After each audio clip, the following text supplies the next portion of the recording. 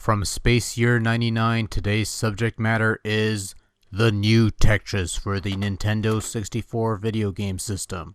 What's so new about the new Tetris? I have no clue. Especially since it's over a decade later and this game is no longer considered new. But in any case, the new Tetris is the same old Tetris that's been around for ages. Things fall from the sky, you make lines, they disappear, blah blah blah blah blah. You know how this game works already, and if you don't know how this game works, you're a bloody liar. You have three modes of play in the new Tetris. The traditional marathon mode, the sprint mode, and the ultra mode. Marathon's your traditional Tetris game where you clear lines for as long as you play. Sprint mode is where you clear lines within a 3-minute time limit, and ultra is where you have to clear 150 lines in the fastest time possible. That's all there is to it. There's also multiplayer where you can play up to 4 players. Haven't tried it myself, but that ought to be pretty fun. I recall 2-player Tetris in the older games being a treat, so this should be equally fun. With more people, it should be more so, but nowadays people just want to play murder simulators online. Joy. The thing with the new Tetris is that it's not at all dissimilar to the Tetris that came before. Clear the lines before you top off, drop speed increases every so often, that sort of thing. We know the deal by now, it's pretty old hat. With the new Tetris, you can either soft drop your piece for speedy progression, or just hard drop the piece into place and just get on with it. Past Tetris games gave you one way or another, so the option to have both is nice because each has their uses. In addition, you have multi-piece preview, ghost block preview that lets you determine how a piece will fit, a hold function that will allow you to swap pieces in an instant, and D-pad support, which feels much more natural than the analog stick, although that works fairly well too. The main contribution to the new Tetris, or at least the main gimmick of the game, is the additional bonus of creating monosquares or multi-squares. Basically, you use whatever block pieces that drop to form 16 by 16 squares, which will turn into multi-squares comprising different pieces, or monosquares comprising 4 of the same piece, such as 4 smaller square pieces. They'd have to be full pieces and not just leftover segments, by the way, otherwise it doesn't count. Anyway, what this does is that the formed mono-multi-square things will act as multipliers whenever you clear lines.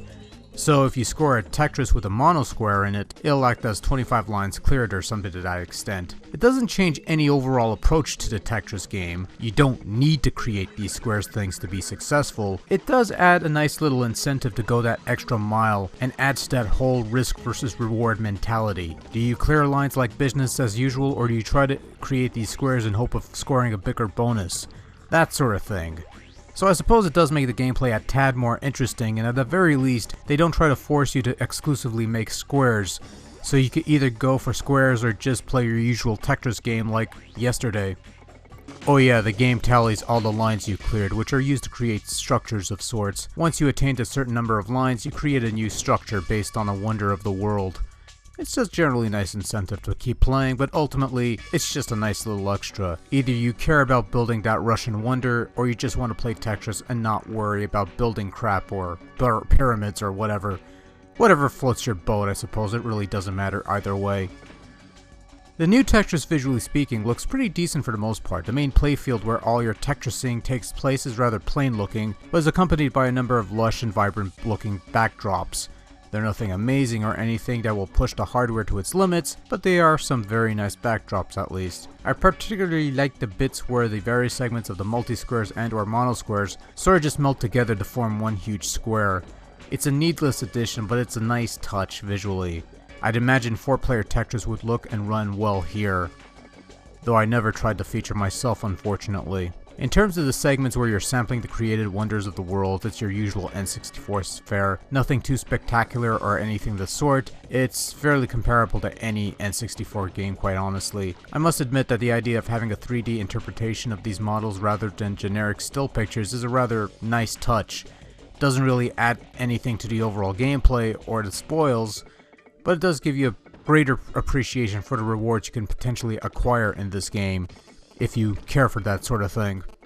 Admittedly, I'm not a big fan of the music used in the new Tetris. I understand what they were trying to go for here with a more global influence in regards to the soundtrack, and they're alright for the most part. even if they are variations of just one overall theme, but these tunes really do nothing for me.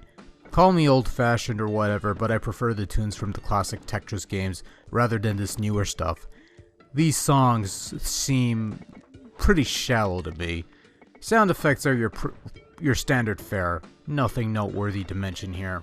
Overall, the new Tetris is a solid offering of the puzzle classic on the Nintendo 64. It's generally the same game that's been around beforehand while offering a few elements to call it its own unique offering. For better or worse, it was a sampler of what Tetris would later become in later years, given how a number of mechanics found here would find their way to most, if not all, of the more recent iterations of Tetris. All in all, for a traditional Tetris outing, it's not that bad and definitely worth checking out if you got an N64 laying around and you enjoy a good classic puzzle game or two.